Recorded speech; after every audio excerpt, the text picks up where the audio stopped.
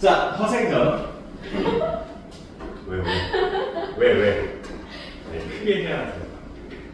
자, 허생전.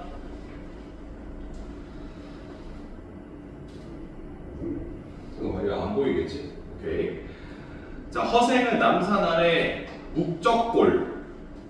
여기 있긴 하죠. 지금 중구 충무로와 필동에 걸쳐 있는 곳인데 중요한 거는 이제 과거에 몰락한 양반이 살던 곳입니다. 몰락한 양반. 알겠죠? 그래서 자, 몰락한 양반에 모여 있는 그 몰락한 양반들이 모여 있는 곳에 살았는데 자, 남산 및 골짜기로 곧장 가면 우물 위쪽에 해묵은 은행나무가 한 그루 있고 살인문 하나. 살인문은 그 쌀이문이죠, 쌀이문. 쌀이문 거기 그림에 혹시 있나 요거? 요 얘가 쌀이문이에요. 얘가 살인문. 알겠죠? 살인문. 알겠죠? 자, 그 다음에 집이라고 해봐야 비바람에 다 쓰러져가는 초가집. 그 집이 바로 허생의 집이었다. 허생의 가난한 형편을 알 수 있는 대목입니다. 거기도 쳐져 있죠? 네. 자, 이거 쳐져 있는 거는 넘길 거야. 자, 허생은 집에 비가 새고 바람이 부는 것도 아랑곳하지 않고 글 읽기만 좋아하였다. 집안일에 관심이 없고 글 공부만 하는 허생. 돼 있나요? 네. 그 다음 그래서 아내가 삭바느질을 해서 그날 겨우 입에 풀칠을 하는 처지였다. 허생이 이제 가장임에도 이제 경제적으로 무능력해요. 그쵸? 자, 여기에 허생이 여기에 이제 허생이 가장임에도 이제 허생이 경제적으로 무능력하다. 그래서 아내가 대신 생계를 이어나가죠. 그래서 호구지책이라는 거 하나 써놓으세요. 호구지책. 사자성어 나올 수도 있습니다. 호구지책. 자, 어느 날 허생의 아내가 배고픈 것을 참다 못해 훌쩍훌쩍 울며 푸념을 하였다. 당신은 평생 과거도 보러 가지 않으면서 대체 글을 읽어 뭘 하시렵니까? 자, 허생의 아내는 글을 읽는다는 게 허생의 아내의 가치관이 나오거든요. 그거 적혀 있니 혹시? 적혀 있어요? 자소서에? 가치관? 있어요? 없네. 그지? 없어요. 자, 요게 뭐냐면 이제 글 읽기의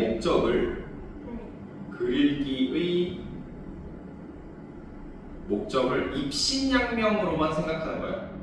목적을 입신양명. 입신양명이 뭐야? 공부해서 출세하는 거. 알겠죠? 입신양면이라고만 생각하는 실용적인 가치관. 실용적인 가치관이라고 해도 됩니다. 이렇게. 됐죠?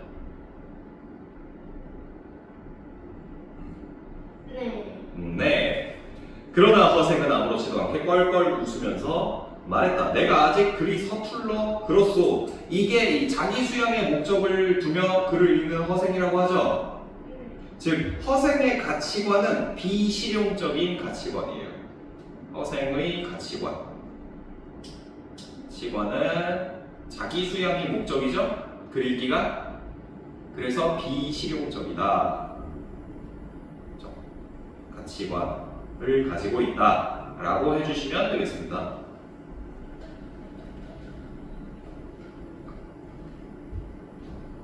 그 다음에 추가로 성격 얘기가 나오는데 여기서 관념적 성격이라는 것만 따로 적어주세요. 관념적 성격. 색깔은 안 맞춰도 돼. 그냥 내가 맞추고 싶어서 맞춘 거야.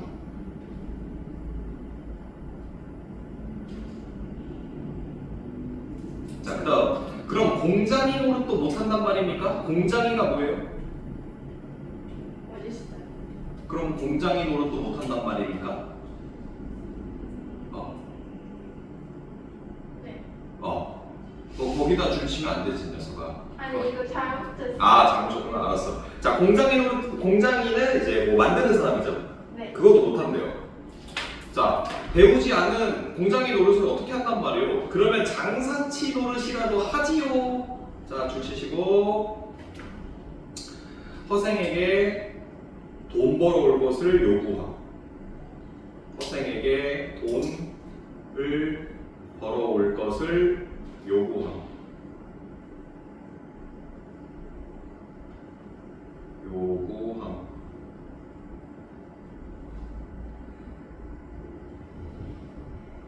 자, 가진 미천이 없는데 장사치 노릇을 어떻게 한단 말이요? 자, 못한다고 말하고 있죠? 네. 그러자 아내가 왈칵 역정을 내었다. 요 뜻 있는 거는 그냥 밑에 보면서 하면 돼. 자, 당신은 밤낮 글만 읽더니 겨우 어떻게 한단 말이요? 소리만 배웠나 보고요. 공장의 노릇도 못한다. 장사치 노릇도 못한다. 그럼 하다못해 도둑질이라도 해야 할 것 아니요? 라고 경제적 어려움을 해결하지 못하는 사대부들의 무능함을 비판하는 거죠. 네. 그래서 조선 후기 양반 중심의 신분제도가 양반 중심 신분제도가 흔들리고 있다라는 걸 의미해요. 제도가 흔들리고 있어. 이런 것도 학교에서 다 알려주시니? 네. 오, 그래요? 근데 지금 저희는 아직도 문법이야? 네. 하루 종일 문법. 모르겠어요. 그래서 여기서 또 알 수 있는 게 뭐냐면 허생의 아내가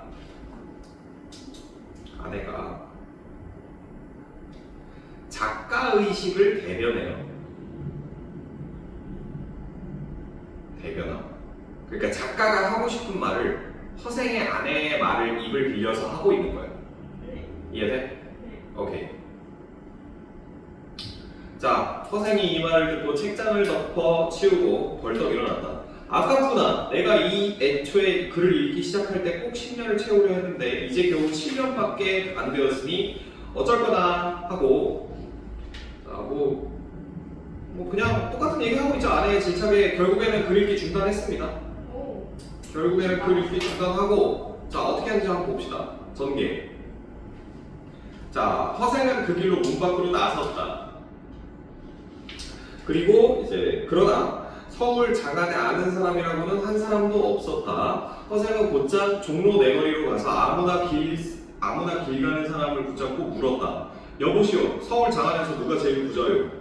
하고 때마침 그 사람이 변시성을 가진 부자를 일러주었다. 이게 이제 상인계층을 대표하는 인물입니다. 얘가 여기 적혀 있네요. 다음에 허생은 그 길로 변부자를 찾아가 예를 갖추기에 한마디로 잘라 말하였다. 내가 집이 가난해서 뭘 좀 해보고 싶은데 미천이 없구려. 돈 만냥만 빌려주시오. 만냥이 여기 얼마라고 되어 있지? 수어가. 우와. 네. 그러시오. 어휴, 굉장히 쿨해요, 그죠? 왜 빌려줬을까요? 빌려준 이유. 엄청 착해서? 빌려준 이유는 자, 행색이 초라해요. 근데 말이 간단하면서 눈망울이 또렷해요. 네. 눈망울이 또렷해. 네. 또렷해. 즉, 이 변부자는 허생을 비범한 인물이라고 생각했어요. 비범한 인물이라고 생각했기 때문에.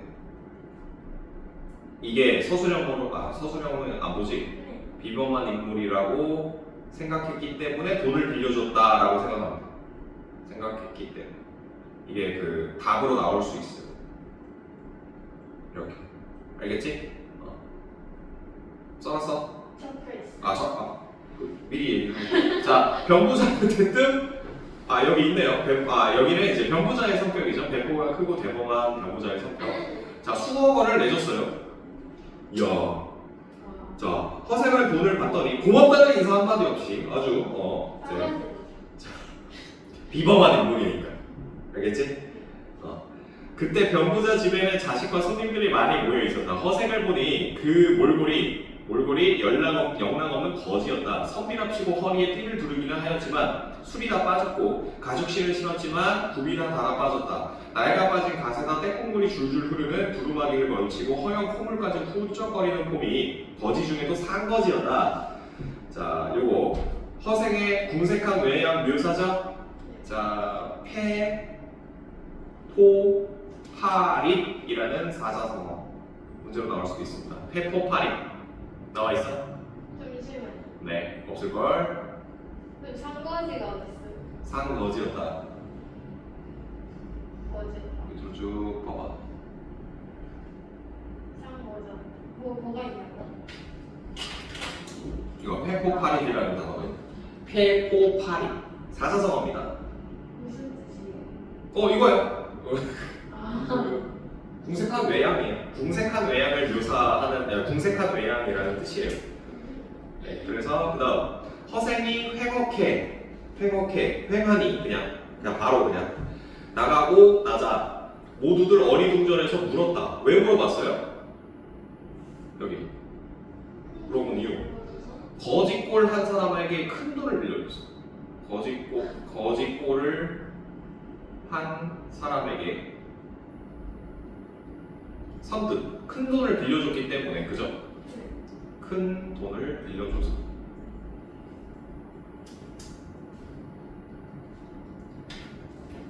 자, 그다음 저 사람을 아시나요? 모르지? 하고 이것도 병부자 성격 알려주는 거고요. 자, 아니 그렇다면 누군지 알지도 못하는 사람에게 선뜻 만냥을 내주셨단 말입니까? 이름 석자도 묻지 않고 하고 지금 이해를 못하고 있어요, 주변 인물들은. 자, 병부자는 천연덕스럽게 말하였다. 자네들이 나설 일이 아닐세. 대체로 남에게 돈을 빌리러 오는 사람은 을에 이것저것 늘어놓으면서 자기 뜻이 크고 넓다고 과장을 하게 마련이지. 약속을 꼭 지키겠다느니 어쩌겠다느니 비굴한 얼굴로 중언부언하면서 말이야. 그런데 저 사람은 옷과 신발은 비록 허술하지만 말이 간단한 뿐 아니라 눈망울이 또록또록하고 얼굴에는 부끄럽거나 비겁한 구석이 전혀 없네. 그래서 비범한 인물이라고 생각했어. 알겠죠? 아까 돈을 빌려준 이유입니다. 얘가 되게 겉모습만 보고 판단하네요. 아니 겉모습만 보고 판단할 수밖에 없지. 그럼. 그죠? 재물 같은 건 없어도 스스로 만족하고 사는 사람임에 틀림없어. 분명 그 사람이 한번 해보고 싶다는 것도 째째한 일이 아닐 게야. 그래서 그 사람을 한번 시험해 보려는 거야. 안 줄 거라면 모르지만 이왕 줄 바야 이름은 알아서 뭐 하겠나. 대선다운 대범한 여기 이름은 알아서 뭐 하겠나. 대범한 또 보여주고 있는 겁니다. 대범한 병부자에게. 자, 허생은 병부자에게 만냥을 얻어가지고 집에는 들르지도 않고 곧장 안성으로 내려갔다. 허생이 이제 안성으로 간 이유는 교통의 요충지. 그래서 이제 자신의 뜻을 이루기 쉬울 것이라고 생각했기 때문에. 자, 안성은 경기도와 전라도의 갈림길에다 충청도, 전라도, 경상도의 길목이 됐다 하고 소리 지르고요. 그리고 넘어가서 자, 허생은 그 다음 날부터 시장에 나가서 대추, 감패, 석류, 유자 따위의 과일이랑 과일을 몽땅 사들였다. 사재기한 물건들 1번이네요. 그죠? 이게 어디서 쓰여? 얘네들이 연회 아니면 제사에 쓰여요. 아, 맞네요. 제사. 알겠지? 이거 써봐. 연회 아니면 제사.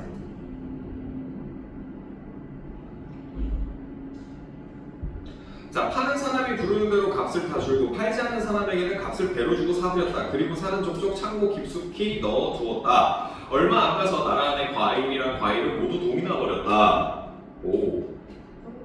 왜? 허생이 모두 사들였으니까. 그죠? 자, 잔치나 제사를 지내려고 해도 과일이 없으니 상을 제대로 차릴 수가 없었다. 이렇게 되니 과일 장수들은 너나 없이 허생한테 몰려와서 제발 과일 좀 팔라고 통사정을 하였다. 그러나 결국 허생은 처음값의 10배를 받고 과일을 되팔았다. 허허, 겨우 만냥으로 나라의 경제를 흔들어 놓았으니 이 나라 형편이 어떤지 알만하구나. 여기서 이제 뭐 적혀있죠? 당대의 취약한 경제 구조와 연애 제사와 같은 허례허식의 풍속을 비판적으로 여기는 관점이 드러나. 자, 두 가지입니다. 두 가지 쳐야 돼. 자, 당대의 취약한 경제 구조. 그거랑 허례허식의 풍속. 얘를 비판하는 거예요. 취약한 경제 구조랑 허례허식의 풍속.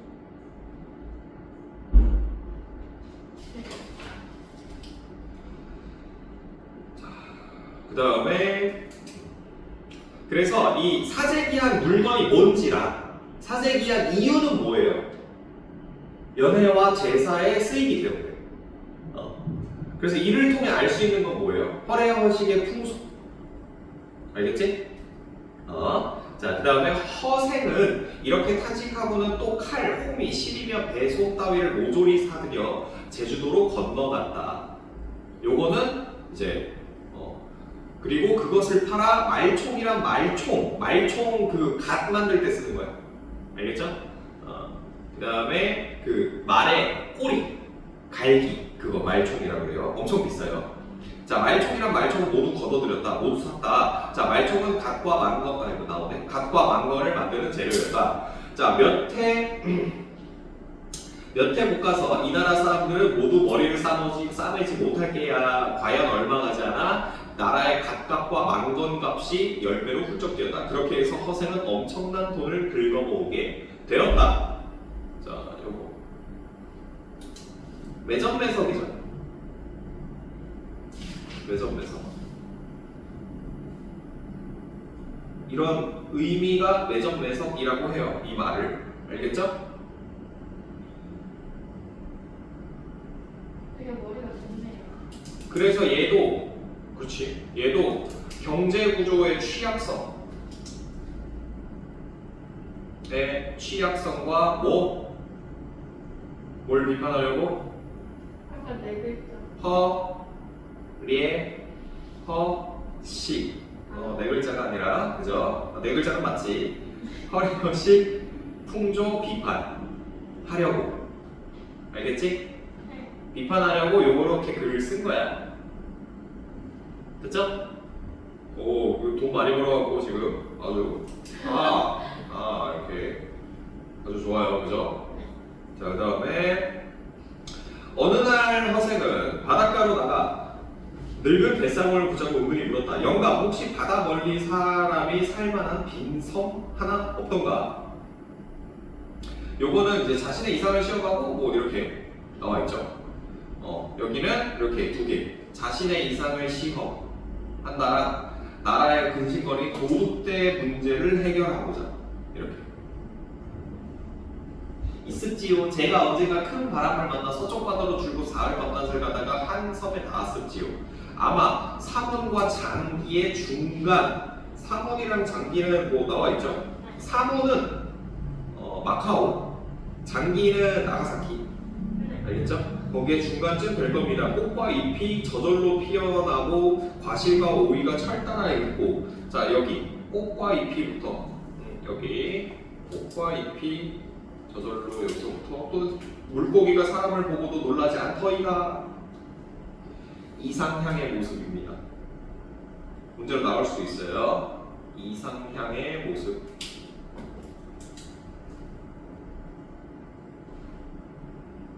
자, 허생은 뱃사공의 말을 듣고 더없이 기뻤다. 자네가 나를 그곳으로 인도해 준다면 평생 함께 부귀를 누릴 걸세. 뱃사공은 흔쾌히 허생의 말을 따랐다. 허생은 바람을 타고 줄곧 배를 몰아 마침내 그 섬에 이르렀다. 허생은 섬에서 가장 높은 곳에 올라가 사막을 둘러보고는 썩 마음에 내키지 않는다는 듯. 왜? 섬이 좀 작아서.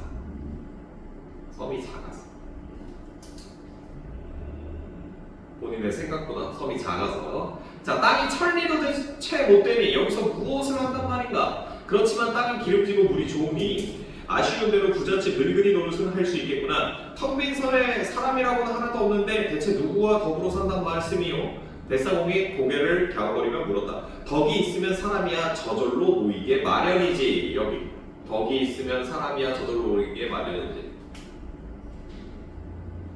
이 허생의 유교적 사상입니다. 허생의 유교적 사상. 자, 바로 열고 유교적 덕치주의. 덕치주의를 뜻합니다. 덕이 없는 것이 두렵지 사람 없는 것이야 걱정할 게 있나. 그리고 이때 전라도 변산에는 떼도둑이 1000명씩이나 오글거리고 있었다. 지금 공간 이동이 있거든. 원래 처음에 어디 있었어? 서울. 그 다음에 안성, 제주도 갔다가 그 다음에 배성호한테 물어봐서 이제 빈성, 변산반도라는 곳인데 일단 넘어갑시다. 자, 요 공간의 이동까지는 딱히 막 그렇게 나오진 않더라고. 자, 나라에서는 각 지방에서 군사를 뽑아 올려 도둑을 잡으려고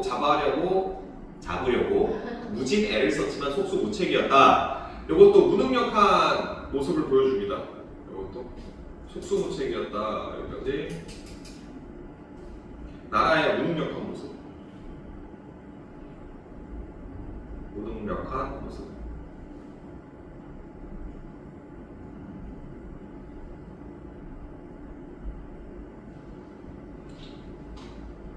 그 다음에 도둑들도 군사들이 산을 진을 치고 있으니 깊은 산 속에 틀어박혀 나오지도 못하고 굶어 죽을 판이었다. 허생은 변산으로 가서 도둑대의 산채를 찾았다. 소굴로 갔어요. 그리고 그 우두머리를 만나 이렇게 물었다. 너희들 1000명이 1000냥을 노략질해서 나눠 가진다면 한 사람 앞에 얼마씩 돌아가겠느냐. 도둑의 우두머리는 누구를 바보로 아느냐는 듯 눈을 부라렸다. 당연히 몇 냥? 1000명이 1000냥 노략질하면 얼마? 한 냥이죠. 그거야 한 사람 앞에 한 냥씩이지 얼마야. 그럼 너희들에게 아내가 있느냐? 없어. 그럼 논밭은 논밭 있고 마누라 있으면 도둑질을 왜 해? 가난을 이기지 못한 사람들이 평범한 사람을 살지 못하고 이제 도둑이 되었다. 원래는 평범한 사람이었어요. 알겠죠? 정말 그렇다면 왜 아내 없고 집 짓고 소 사서 농사 지을 고민을 안 하느냐? 그러면 도둑놈이라는 더러운 말도 안 들을 테고 아내와 자식 갖고 사는 재미가 절로 나고 자기 마음대로 나돌아다녀도 누구한테 잡혀갈 걱정도 없을 테니 얼마나 좋으냐. 그렇게 잘 먹고 잘 살 수 있는 길을 두고 왜 이렇게 지낸단 말이냐. 허허, 누가 약 올리는 거냐 지금? 그걸 누가 몰라서 이러고 있나? 돈이 없으니까 이러지. 그죠? 자, 여기 허생이 말한 거 있죠? 허생이 말한 거 전체 다 이렇게 체크해서, 그러니까 다 하라는 게 아니라 약간 이렇게 체크해서, 자, 질문을 통해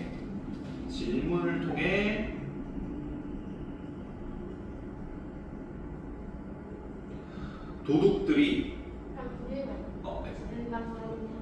지낸단 말이냐까지. 네. 도둑들 스스로 문제를 파악할 수 있도록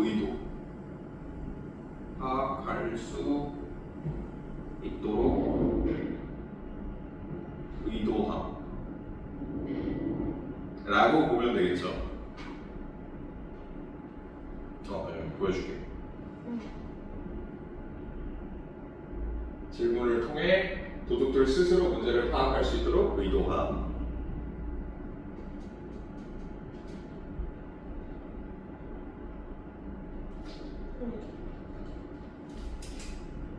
허허, 누구 약 올리는 거냐? 몰라서 그러니까 어쩌고저쩌고 하니까 허생은 그제야 껄껄껄 웃으며 말했다. 명색이 도둑질을 한다면서 돈이 없다는 게 말이 되나? 전 그렇다면 내가 마련해 주지. 내일 바닷가에 나오면 붉은 깃발을 단 애들이 보일 게야. 모두 돈을 가득 실은 배지. 와서 자네들이 갖고 싶은 만큼 마음대로 가져가게. 이렇게 말했죠? 허생은 이렇게 말한 뒤에 총총히 가버렸다. 도둑들은 모두 허생을 미친놈이라고 비웃었다. 왜? 안 믿었으니까. 그죠? 그러나 다음날 도둑들은 혹시나 하는 마음에 바닷가로 나가보았다. 그런데 이게 웬일인가? 과연 붉은 깃발을 높이 올린 배가 여러 척 떠있고 배 위에서는 허생이 돈 30만 냥을 신고 30만 냥이면 뭐 수백억인가? 그치? 300억? 자, 수억 원이 만 냥이라고 그랬지. 그럼 30억 정도를 싣고 기다리고 있었대요. 그러니까 도둑들은 놀라 뒤로 자빠질 지경이었다. 자, 도둑들은 허생이 보통 사람이 아니라고 생각하고 모두 넙죽넙죽 바다가 엎드려 절을하였다. 그저 장군님의 분부대로 따르겠습니다. 인정했네요. 갑자기 장군님 됐어요. 미친놈에서. 자, 호칭이 바뀌었습니다. 호칭 변화예요. 미친놈에서 장군님으로. 이거 중요해. 생각보다 중요해요. 미친놈에서 장군님. 자, 그래. 어디 너희들이 짊어질 수 있을 만큼, 있는 만큼 짊어지고 가보아라. 허생의 말이 짊어질 수 있는 만큼 짊어지고 가봐라라고 했는데, 자 이제 허생의 말이 떨어지게 무섭게 도둑들은 돈자루로 달려들었다. 그러나 마음뿐이지 기웃개나 쓴다는 놈들도 100냥을 다 짊어지지 못하였다. 한 냥이 얼마인지 알아? 그냥 한 냥? 잘 그 돈이 이렇게 엽전이 이렇게 막 이게 한 푼이야. 한 푼. 이게 이렇게 막 이렇게 엮여 있죠. 얘가 한 냥이에요. 그 이게 만냥이 수억이니까 한 냥은 그러면은 뭐 만 원? 몇만 원이라고 보는 게 되지 않을까? 이게 몇만 원이에요. 이거 엄청 많아요. 엄청 무거워요. 그래서 100냥을 짊어진다는 얘기는 엄청 무겁다는 얘기지. 그죠? 자, 여기 그러나 마음뿐이지 기웃개나 쓴다는 놈들도 이렇게. 이거 의미하는 게 뭘까요? 이게 의미하는 건, 자, 체력이 안 좋아요. 왜? 체력이 좋지가 않아요. 어지 많이 굶어서 좋지 않음을 나타내고요. 플러스 도둑질의 한계를 나타내요. 도둑질 해봤자 이 정도 못 벌어. 이거라는 얘기예요. 알겠지? 네. 자, 오케이. 100냥도 채 짊어지지 못하는 놈들이 무슨 도둑질을 한단 말이냐. 그렇다고 이제 와서 평민으로 돌아가려고 해도 너희들 이름이 이미 도둑명부에 올라있으니 어쩔 도리가 없구나. 오히려 잘됐다. 내 여기서 기다릴 테니 한 사람 앞에 100냥씩 가지고 가서 결혼할 여자와 소 한 마리씩 구해오너라. 여기 다 나와 있습니다. 도둑들이 빈섬으로 돌아갈 수밖에 없는 명분을 이야기하면서, 그러니까 결혼할 여자 한 명이랑 이제 소 한 마리 사와라 라고 하죠. 허생이 말에 채 끝나기도 전에 도둑들은 예의하고는 저마다 돈자루를 짊어지고 얼쑤 좋다 하며 뿔뿔이 흩어졌다. 허생은 2,000명이 1년 동안 먹을 양식을 마련했어요. 자, 원래 1,000명이었어 도둑. 근데 2,000명이야. 왜? 한 명당 여자 한 명 갖고 오니까. 그죠? 그래서 2,000명입니다. 알겠죠? 도둑 2,000명 아니야. 도둑은 1,000명이고 도둑 1,000명이 와이프 한 명씩 데리고 오니까. 그죠? 두세 명씩 데리고 오면 안 됩니다. 그럼 안 돼요. 한 명만 데리고 와야 돼. 자, 그 다음에 약속한 날짜에 맞추어 도둑들은 저마다 여자는 걷게 하고 소는 몰고 또는 여자를 소 등에 태우고 돌아왔다. 허생은 이들을 모두 배에 태우고 빈섬으로 갔다. 허생이 떼도둑을 한꺼번에 몽땅 쓸어가 버리니 나라는 하루아침에 씻은 듯이 조용해졌다. 해결했죠? 네. 해결했죠? 자, 여기 해결했습니다. 자, 허생은 되게 쉽게 해결했죠. 네. 오케이. 자, 허생이 되게 쉽게 해결했어. 그래서 허생이 나라가 해결하지 못하는 모습을 원래 나라가 해결 아니다. 이거 쓰지 말자. 나라가 해결하지 못하는 모습을 바로 해결했죠. 그걸 통해서 뭘 보여주냐면 당시 지배층의 무능력함을 비판하고 있어요. 쉽게 해결하는 걸 통해서 비판. 그리고 플러스로 허생의 통찰력을 나타냅니다. 이 정도로 대단한 사람이다. 이렇게. 알겠죠? 오케이. 다음. 허생과 함께 섬에 들어간 사람들은 저마다 나무를 베어 집을 짓고 대를 엮고 울타리를 세웠다. 빈 섬에 금세 큰 마을이 생겨난 것이다. 기름진 땅에 논밭을 두고 씨를 뿌리니 온갖 곡식이 잘 자라서 김을 매지 않아도 한 줄기의 열매가 9 이상씩 달렸다. 자, 도둑들이 이제 정상적인 농사 일을 하죠. 그래서 이 빈섬이 요거 허생의 이상을 실현하는 공간. 이걸 알려줍니다.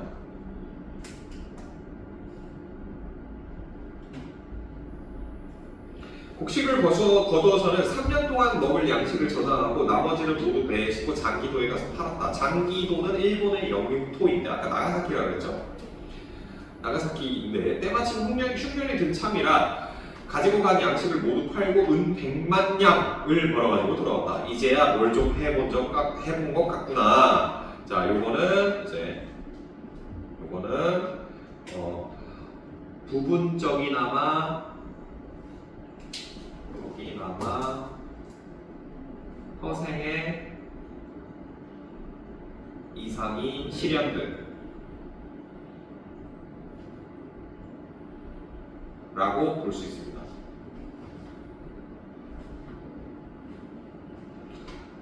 허생은 가슴을 내밀어 숨을 크게 내쉬고는 섬에 사는 남녀 2,000명을 모두 한자리에 모이게 했다. 내가 처음 너희들과 함께 이 섬에 들어올 때는 먼저 부자가 되게 한다. 문자도 새로 만들고 의관도 새로이 정하려고 했다. 그러나 땅은 좁고 내 덕 또한 부족하니 나는 이제 여기를 떠나려다. 너희들은 아이를 낳거든 오른손으로 숟가락을 잡도록 가르치고 또 하루라도 먼저 태어난 사람이 먼저 음식을 먹도록 양보하게 하여라.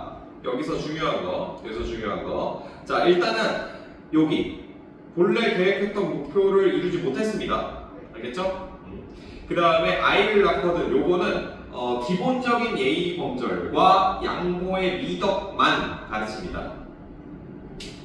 그래서 결론적으로는 백성의 생활이 먼저 윤택해야 의식을 바르게 이끌 수 있다는 칠학사상 이게 중요한 거예요.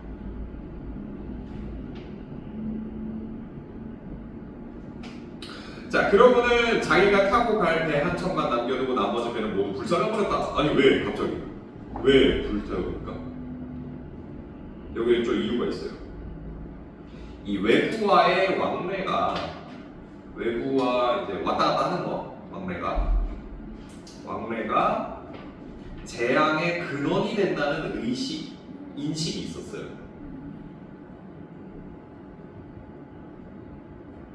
된다는 인식 때문에. 그래서 그 배를 다 불태워버렸어. 나가지도 못하고 들어오지도 못하게 하게. 어떻게 해요? 음식 다 떨어지고. 이제. 농사하잖아 이제. 그죠? 가지 않으면 오는 사람도 없겠지. 하고 은 100만 냥 주고 50만 냥도 바닷속에 던져버렸대요. 바다가 마르면 죽어갈 사람이 있겠지. 쿨한데? 자, 요거는 재물이 지나치게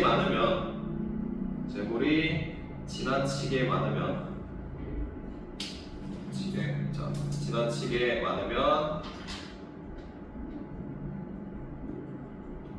혼란만 줄 뿐.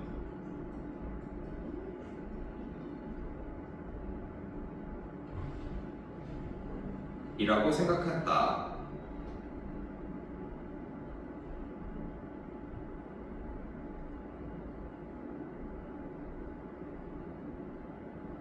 백만 냥이면 조선 땅 안에서도 다 써먹을 수가 없는데 요거 이제 경제구조 또 비판한 거예요. 경제구조 취약한 거 비판한 거야 또.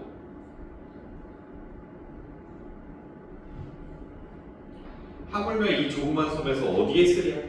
마지막으로 그를 아는 사람들을 모조리 배에 태우고 조선으로 돌아왔다. 그 다음에 잠깐만. 글이란 모름지기 재앙의 근원이야. 요거 너무너무 중요해요. 자, 여기다가 십자우반이라고 써주세요. 십자우반. 사자성어야. 알겠지? 자, 그리고 지식인에 대한 비판적 태도.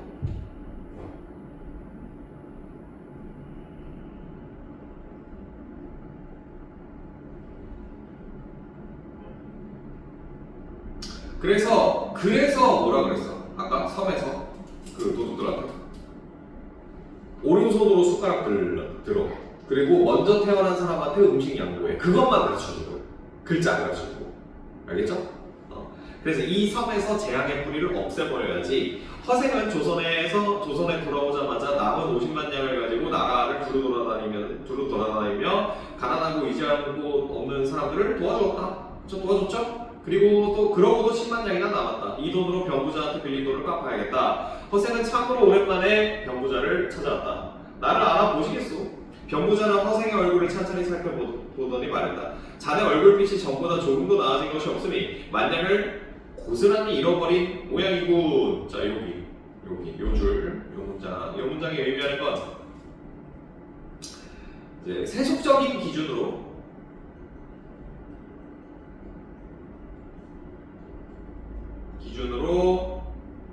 허생의 성공 여부를 판단하는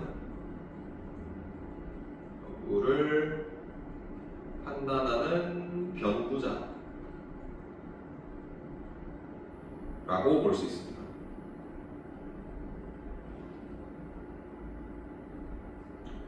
허생은 뻘뻘뻘 웃었다. 재물 때문에 얼굴빛이 달라지는 것은 그대 같은 장사치르기만 하는 일이요. 난 돈 만냥에 어찌 돌을 살찌울 수 있겠소. 그래서 재물보다 돌을, 몸보다 정신을 우위에 두는 허생의 태도가 드러나고 사대부로서의 정체성을 가지고 있습니다. 여기서 중요한 건 사대부로서의 정체성을 가지고 있는 허생. 여기만 체크하고. 자, 그리고 선뜻 10만 양을 병부자 앞에 내놓으며 말했다. 내가 한때 굶주림을 견디지 못하여 그릴길을 끝내지 못하고 그대에게 만냥을 빌린 것이 부끄러울 뿐이요. 여기서 이제 부끄러워합니다. 자, 병부자는 깜짝 놀라 일어나서 절을 하며 10만 양을 사양하였다. 그리고 그때 빌려준 돈에다 10분의 1의 이자만 덧붙여서 받겠다고 하였다. 그러자 화를 벌컥 내며 그대가 어찌 나를 장사치 취급한단 말인가? 이렇게 그대가 나를 어찌 장사치 취급한단 말인가? 자, 뭐 줄치든 형광펜치든 하시고 재물에 대한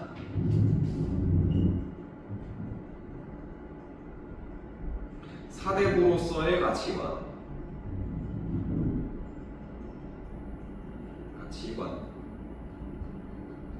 보시면 됩니다. 하고는 소매를 팩 뿌리치고 갔다. 왜 갔어요? 왜 화났어? 허생은 병부자가 허생 자신을 장사치로 대하는 게 화가 났어. 알겠죠? 그리고 허생은 욕심이 없어요. 돈에. 알겠죠? 요겁니다. 알겠죠? 다 적혀있네. 자, 잠깐만. 밑에 또 있구나. 병부자는 붙잡아봐야 소용없을 줄 알고 가만히 허생의 뒤를 따라가고 왔다. 허생은 곧장 남산 아래의 골짜기로 들어가더니 다 쓰러져가는 초가집으로 들어갔다. 마침 한 할멈이 우물가에서 빨래를 하고 있었다. 저 집이 누구 집이요? 병부자는 할멈에게 은근히 물었다. 허생원 댁이요. 가난한 살림에 늘 글만 읽더니 하루아침에 집을 나가 5해가 지나도록 안 돌아온다고. 안 사람이 혼자 남아 집 떠난 그날을 제삿날로 알고 제사를 지낸다고. 쯧쯧 하면서 아무 소식이 없자 이제 죽은 줄로 알았죠. 할멈은 혀를 끌끌 찼다. 병부자는 그제서야 그 손님의 성이 허씨라는 것을 알고 길게 한숨을 내쉬고 돌아갔다. 이튿날 병부자는 받은 돈 10만 양을 모두 가지고 나서 다시 돌려주려 하였다. 그러나 허생은 끝내 받지 않았다. 내가 부자가 되고 싶었다면 굳이 100만 양을 다 버리고 10만 양을 갖겠소. 정 그렇다면 내가 이제부터 그대에게 의탁하고 밥을 먹겠으니 자주 와서 나를 좀 돌봐주시오. 그저 식구 수만큼 양식과 옷을 대어주면 그만이요. 그 이상의 헛된 죄물을 가지고 부질없이 마음을 괴롭히고 싶지 않소. 멋있네요. 그죠? 너는 그렇게 할 수 있겠어? 아니요. 네, 저 못합니다.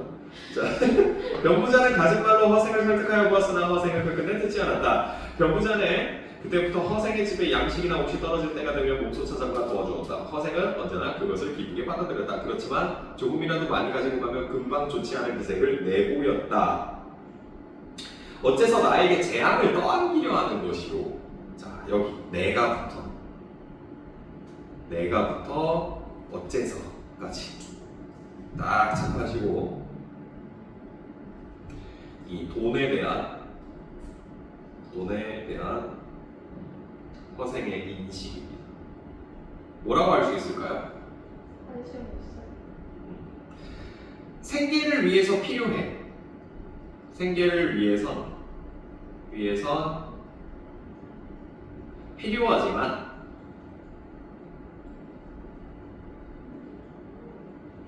지나치면 재앙이 됩니다.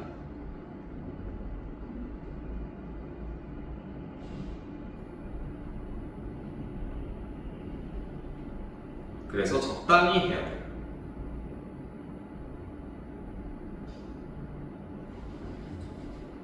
됐죠?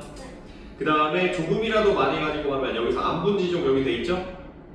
안분지족. 네. 요거 체크. 안분지족 체크해야 돼. 그러나 병부자가 술병이라도 들고 가는 날이면 더욱 반가워하며 서로 잔을 주고받으며 취하도록 마셨다.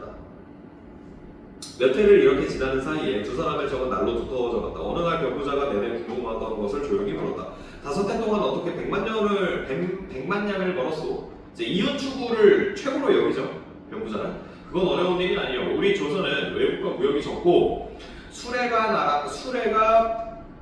나라 안을 두루 돌아다니지 못하는 까닭에 모든 물건이 이제 한 자리에서 나고 한 자리에서 소비되죠. 1000냥은 적은 돈이니 그 돈으로는 한 가지 물건을 몽땅 사 독점할 수는 없겠지. 하지만 그것을 100냥씩 열로 쪼개면 10가지 물건을 골고루 살 수가 있어. 단위가 적으면 그만큼 돈을 굴리기가 쉬우니 한 가지 물건에서 실패를 보더라도 다른 9가지 물건에서 재미를 볼 수 있지 않겠소. 이게 바로 장사치들이 이렇게 계속 얘기를 하고 있는데 여기는 크게 중요한 건 아니고요. 그래서 중요한 거는 여기 소비대지요.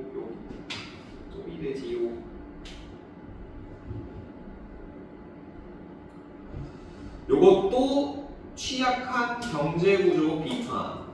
취약한 경제구조가 드러난다라고 보시면 됩니다. 경제구조. 그 다음에 쭉 읽어볼게요.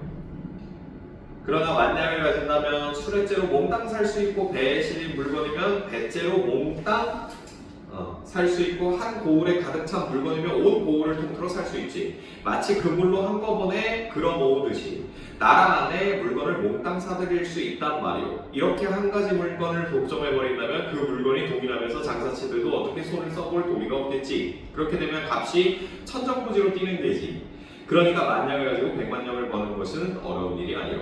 그러나 이것은 백성들을 못 살게 하는 방법이지. 만약 나란 일을 맡은 사람들이 이 방법을 쓴다면 나라는 곧 망하고 말 것이오.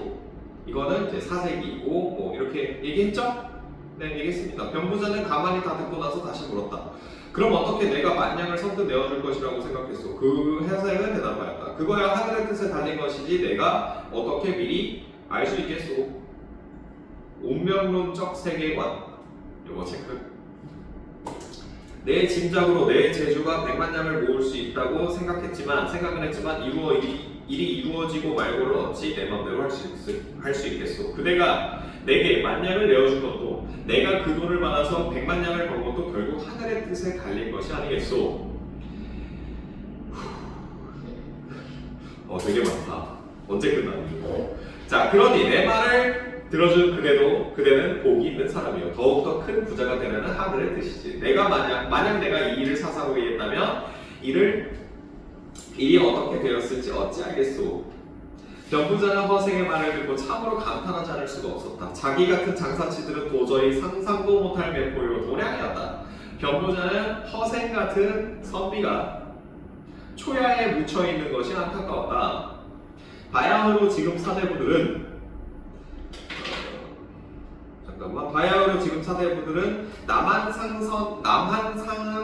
남한산성의 치욕을 씻으려 하고 있어. 이거 3점도 그거죠. 그 남한산성의 병자호란다. 적혀 있을걸? 오케이. 넘어갈게요. 지금이야말로 지혜로운 선비가 팔뚝을 걷어붙이고 나설 때가 아니오. 그런 재주를 가지고 어째서 괴롭게 파묻혀 지냈단 말이오. 네. 적극적으로 갚아줘야 한다라고 생각하고 있고요. 병부자는 어허 예로부터 묻혀지는 사람이 한둘이요. 지금도 신기하고 뛰어난 재주를 가지고도 때를 만나지 못하여 산속과 바닷가에 묻혀 세월을 보내는 사람이 많지요. 그러니 오늘날 국정을 맡은 자들의 그릇을 알만하지 않소. 그래서 국정 책임자, 그러니까 지금 지도부들 비판하는 거예요. 자, 나는 장사의 재주가 있는 사람으로서 내가 번 돈이 국왕의 머리를 살 수 있는 만큼은 되었지요. 그러나 그것을 그냥 바닷속에 던져버리고 온 것은 마땅히 써먹을 데가 없기 때문이었어. 여기도 지금 경제 기반 취약하다는 얘기 계속하고 있어요. 자, 병부자는 오래전부터 이완은 실존 인물입니다. 이완은 네. 때마침 이완이 어영대장, 이건 이제 뭐 군사 조직의 하나인 어영청의 대장이래. 병부자를 찾아왔다. 혹시 백성들 중에 신기한 재주를 숨기고 있어서 함께 큰일을 해볼 만한 사람이 없던가? 하고 물어봤어요. 병부자는 즉시 허생의 이야기를 해주었다. 병부자의 말을 듣고 난 이 대장을 깜짝 물었다. 놀랍구나. 정말 그런 사람이 있단 말인가? 그래, 그 사람 이름이 뭐라고 하던가? 소인이 그 사람과 3년을 가까이 지냈는데 아직도 그 이름을 모르고 있습니다. 그냥 허씨성을 가졌다는 것밖에 모릅니다. 자, 그 사람 보통 사람이 아니게 틀림없네. 우리 함께 가보세. 자, 위기. 밤이 되자 이 대장은 수행하는 병졸들을 모두 물리고 병부자와 단둘이 허생의 집을 찾아갔다. 병부자는 이 대장이 잠시 살인문 밖에 기다리게 하고 혼자 안으로 들어가 허생에게 이 대장이 몸소 찾아온 까닭을 이야기하였다. 국벌 계획입니다. 국벌 계획. 허생은 병부자의 말을 들은 채 만차하였다. 차가운 술병이 어서 내놓으시오.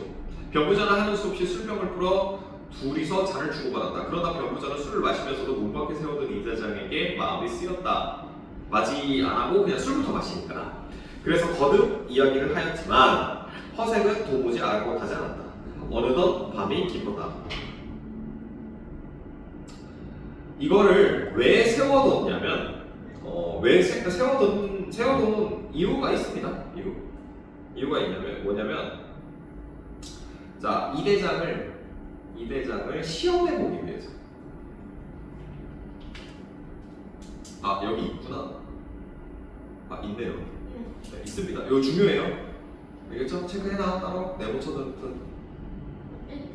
요거 없어? 자습서에? 있어요. 아, 오케이. 그걸 체크해놓으세요. 자, 밤이 깊었고요. 그제야 허생은 손님을 좀 불러볼까 하였다. 그러나 이 대장이 방으로 들어와도 허생은 자리에서 일어나지도 않았어요. 왕을 호위하는 이 대장인데 대수롭지 않게 여겼습니다. 시험하기 위해서, 그죠? 그래서 권위나 권력에 아랑곳하지 않는 허생의 모습도 나타내고 있었고, 이 대장은 방으로 들어와도 허생은 자리에서 일어나지도 않았다. 이 대장은 몸둘 바를 몰라 하다가 서둘러 나라에서 큰일에 쓸 인재를 구하고 있다는 말을 장황하게 늘어놓았다. 허생은 잠시만요. 허생은 이 대장의 입을 막기라도 하는 듯 손을 내저었다. 밤은 짧은데 말이 길어서 듣기에 참 지루하군. 그래, 지금 그대의 벼슬이 뭐요? 하니까 어영대장입니다. 그래, 그렇다면 나라에서 믿을 만한 신하겠군. 내가 제갈공명 같은 사람을 추천할 테니 임금께 아뢰어 상고초려하시게 할 수 있겠소? 하고 허생이 일단 인재를 적극적으로 등용하지 않는 현실을 비판하려는 의도가 담겨 있답니다. 여기 담겨 있답니다. 알겠죠? 거기 적혀 있죠? 내가 제갈공명 같은 사람을 추천할 테니 없어? 어떻게 적혀 있어? 상견 처리할 수 있겠소? 적혀 있잖아. 없어요. 그 위에 있잖아. 그다음 한참 생각하더니 대답하였다. 그건 어렵겠습니다. 임금께서 친히 거동하시는 일이 어찌 쉽겠습니까? 차라리 그 다음 계책을 듣고자 합니다. 나는 원래 두 번째라는 것을 모르고. 오씨, 단호하게 굉장히. 자, 허생은 딱 잘라나간 뒤 다시 입을 열지 않고 술잔만 기울였다. 그러나 이 대장이 옆에 붙어 앉아 거듭거듭 붙자 맞이 못한 듯 말문을 열었다. 조선이 옛날 명나라의 여기서 계책 두 번째입니다. 자, 조선이 옛날 이제 명나라에 이분이 은혜가 있다고 해서 명나라가 청나라에 망한 뒤에 이제 명나라의 많은 자손들이 우리나라로 망명해 와 떠돌아다니며 살고 있다고 들었어. 그대아가 조정에 청하여 종실의 딸들을 그 사람들에게 시집 보내고 세도가들의 재산을 빼앗아 그 사람들에게 나눠줄 수 있겠어? 이 대장은 또 고개를 숙이고 한참을 생각하더니 입을 열었다. 청나라에게 당한 치욕을 싣고 명나라에게 의의를 지키기 위해서 청을 이제 이놈들 죽여버려야 된다 하고 국벌 계획을 주장했어요. 근데 이제 허생이 생각할 때 아니 이거는 어차피 싸움이 안 되는데 왜 이거를 하느냐라는 얘기인 거예요. 그래서 허구성을 지적하고 당시의 기득권 계층을 비판하려면 여기 체크해놔. 국벌 계획의 허구성 지적, 그 다음에 기득권 계층 비판 이렇게 두 가지. 자 그렇게 말하니까 또 어렵겠습니다. 지체 높은 종실의 어른들이 어찌 하고 많은 사람 신앙감을 두고 귀한 날을 나라도 없이 떠도는 자들에게 시집 보내겠습니까? 이것도 어렵다 저것도 어렵다. 도대체 그럼 뭘 할 수 있단 말이오? 비판하는 거죠.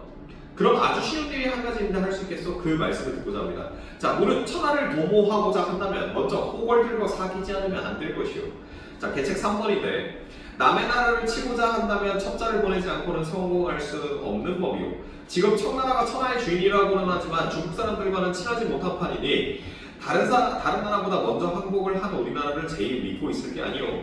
그러니 우리가 당나라 원나라 때처럼 우리나라 젊은이들을 청나라에 유학 보내어 벼슬도 하고 상인들도 자유롭게 왕래할 수 있도록 해달라고 하면 우리의 청을 기쁘게 받아들일 것이오. 그러면 나라 안에서 젊은이들을 뽑아 되놈처럼 변발을 시키고, 그러니까 중국 사람처럼 변발을 시키고, 여기 나와있죠 그림에도 여기 이렇게 되놈 옷을 입혀 들여보내 그중 선비들을 청나라에게 과거를 보도록 하고 장사치들은 멀리 강남에까지 들어가 그들의 실정을 정탐하게 하는 거예요.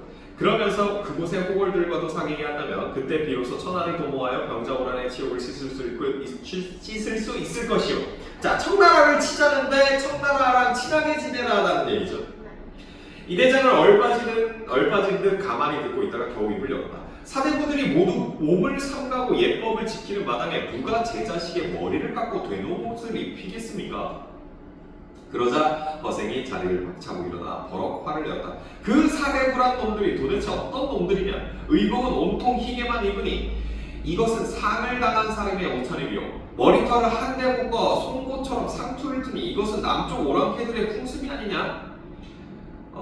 그러면서 무슨 예법이네 어쩌네 하면서 주둥이를 놀린단 말이냐. 그뿐이냐. 장차 말타기, 칼쓰기, 창찌르기, 활쏘기에 돌팔매질까지도 익혀야 할 판국에 전쟁해야 되니까 그 넓은 소매옷을 고쳐 입을 생각은 않고 예법만 찾는단 말이냐. 내가 벌써 3가지씩이나 그 방도를 일러주었는데 한 가지도 행하지 못한다니 그러면서도 네가 신임받는 신하라고 할 수 있느냐. 너 같은 자는 당장 목을 베어야 마땅하리라 라고 굉장히 지금 아주 화를 내고 있죠. 허생은 좌우를 돌아보면 칼을 찾아 찔러 죽일 태세였다. 이 대장은 어격결에 놀라 일어나서 뒷문을 차고 나가 뒤로 안 돌아보고 달아났다. 다음날 이 대장이 다시 허생의 집을 찾았으나 집은 이미 텅 비고 허생은 온데가 데 없었다. 미완 결말입니다. 뭐예요 별말이? 열린 결말. 아 이런 거 되게 싫어요. 왜요? 아니, 자, 있는 게 낫죠. 그래서 미완의 결말의 역할이 뭡니까? 독자의 아니 막 상상력을 자극한다. 이런 거가 문제는 잘 상상력을 자극한다 해서 내리기 쉽잖아요. 네, 그겁니다. 독자의 상상력을 자극한다. 아 진짜 메르크하게 하는 거야. 자, 허생전 뭐야? 허생전 끝? 네. 오케이. 자, 체크할 거 다 체크했죠? 네. 오케이. 아 힘들어.